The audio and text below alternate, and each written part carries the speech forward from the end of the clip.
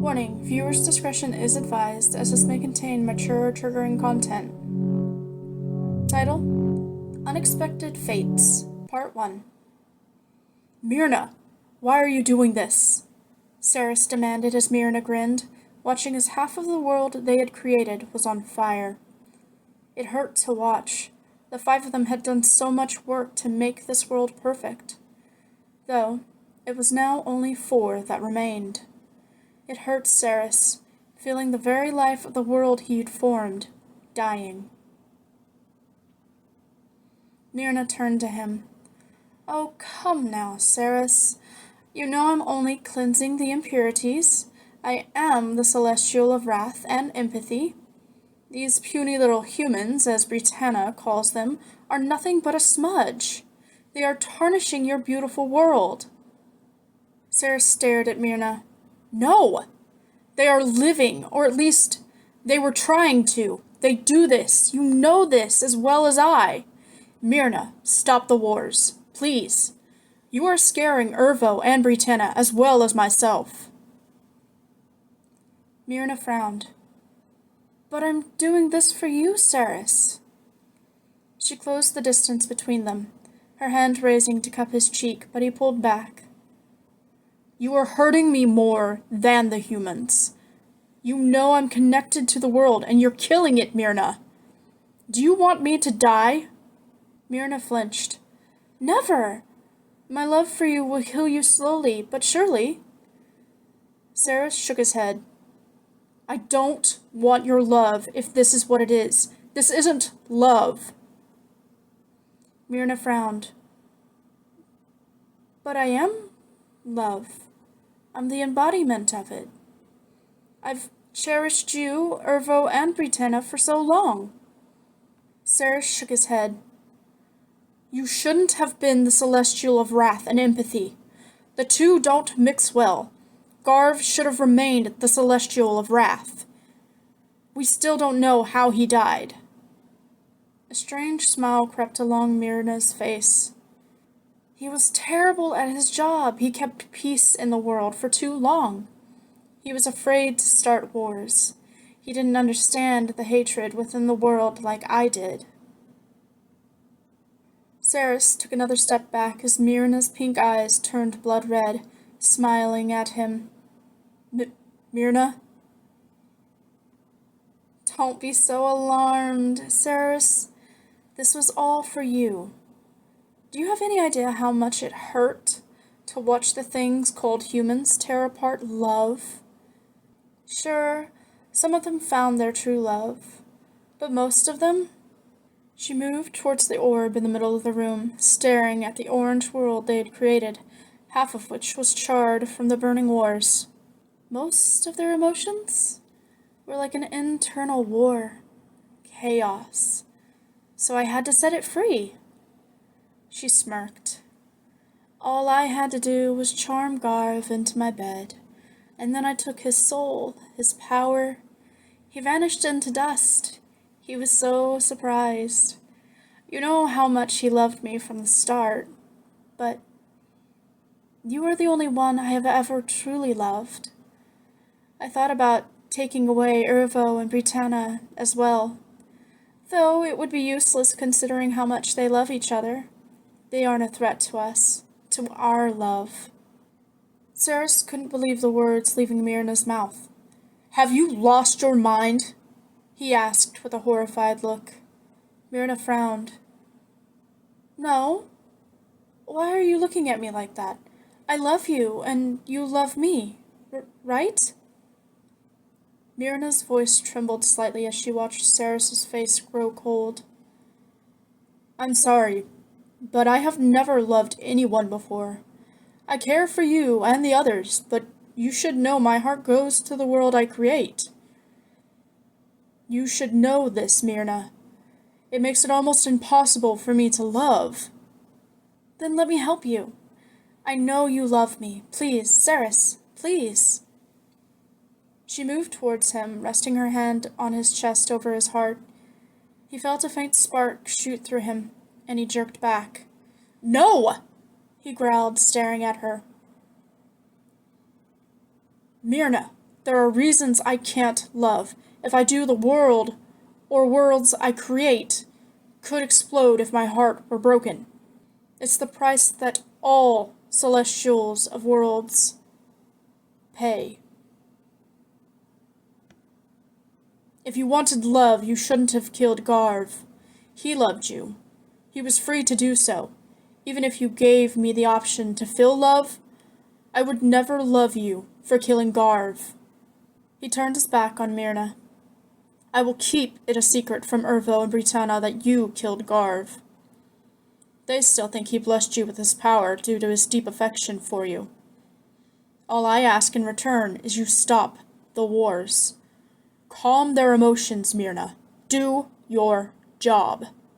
Myrna stared at him, tears pricking her red eyes. I did this for you. I don't want... The ground began to rumble. I did this for you! Myrna screamed, and he turned back, seeing black shadows engulf her before she vanished. Myrna!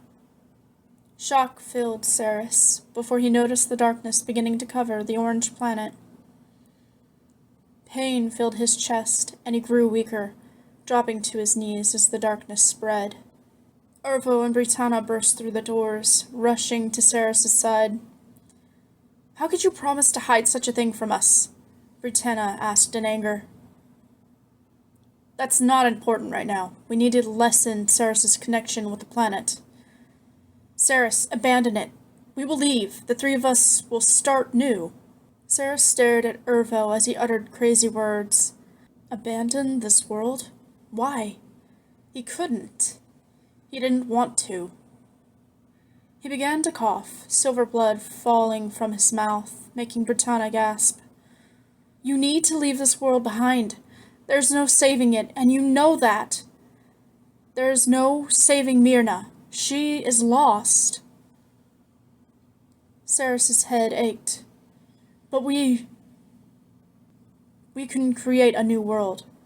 Britannia has been watching and studying the people and creatures for so long now that she and I can create them with their own emotions, Ervo stated, taking Saris by surprise. Is that what you two have been doing alone all this time? They nodded. So let go of this world and come with us. We can't let Myrna kill you. Saris gave them a defeated look before standing with our help. He headed for the orb. My beloved planet Estral, I, your sole creator, can no longer be your heart and soul. I relinquish you to the only celestial remaining, Myrna. I also apologize and hope your end isn't too horrible. The faint light that had glowed around the edges of the orange planet vanished almost instantly. Pain laced through Saris as the connection was severed, and the pain was so bad he passed out. A month later, Saris' eyes opened. He found himself in a small room, someone wiping down his body. Who? Hush, child. You have been asleep for a month. Do you know how foolish it is to disconnect yourself from a world you created without having another one still tethered to you? I know I taught you better. Master? The face of a woman with teal, starry-flecked skin, golden eyes, and aurora-colored hair stared at him. I did not create my children to harm themselves like this. Ervo and Britannia showed up carrying your body. It's bad enough I heard about Garv. We almost lost you. Nuwa stared at him. Yes, I have taken on my smallest form to fit within this house and nurture you back to health. Saris nodded. I didn't know you could do such a thing. The woman smirked at him. You've seen me create countless things, and yet you are amazed that my massive size can be crunched down to a more normal size. Where are we? In a small house I created within the endless universe. I can summon it wherever I go, and I use it to help recoup my children that are injured. You got lucky. Urfo and Britannia have been beside themselves with worry, thinking they had killed you by asking you to detach from your very first world. I warned you how dangerous it would be to do that. Ceres nodded. I apologize, but Myrna was killing me. Is my world dead? Is Astral lost? A pained look crossed Nua's face. It has become shrouded in endless shadows, death, sorrows. No longer the beautiful place you created, full of light. Silence fell upon them before Ceres sighed. This is why you created my kind, not to be able to love. Nua stared at him, confused. You can love. If you couldn't love, you'd never be able to create such wonderful worlds. I would never allow my children not to love. But I don't... A sad look covered Nua's face. My dear Ceres, you can love. You loved your world. You loved the creations made by Urvo. However, there is a difference between love and forced affection. Myrna was tampering with your emotions. As much as I would have loved to step in and stop her, as you know, I can't intervene. I create you all with your own free will. I know not where you heard celestials of worlds cannot love, but I shall show you what a world without love looks like. It is the remains of your first planet, the remains of Estral. Ceres flinched before nodding. I see. Are Urvo and Britannia ready? Ready? For what? You've just woken up. You need to rest more. Ceres shook his head. I can't. I want to make a new world. One better. I need to. Nua sighed. Yes, I know. But I still wish for you to rest. Though it has been a month for us, it has only felt like yesterday to you since having lost your first created planet. Ceres sighed. I know, but I fear if I don't jump in and work on another one, my thoughts may stop me from doing so later. A soft smile crossed Nua's lips. All right. I will refrain from stopping you. Urvo, Britannia. She snapped her fingers, and the door to the room opened, sending the pair tumbling to the floor. I've told you, mischievous children, eavesdropping is frowned upon, Nua said with a small shake of her head. He is ready. You two may show him the plans you've written up, so that he can create the most suitable planet. I shall return to my original post and watch. Remember, I cannot intervene with what my children do, but I will warn you, be wary of Myrna. She likely isn't finished. It was foreboding, letting them know to be prepared for anything, and that they needed to watch over their next planet closely before even thinking about trying to create another one.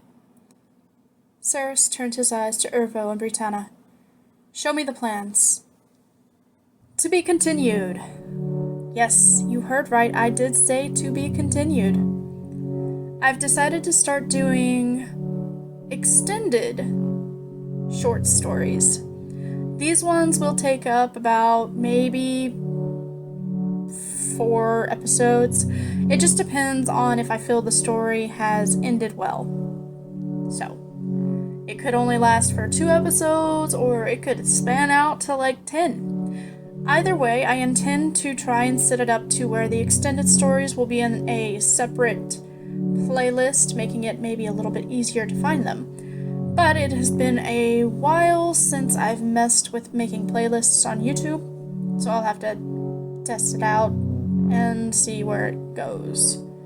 Either way, I do hope you're enjoying this one so far. I absolutely love the characters. In all honesty, I love our villain.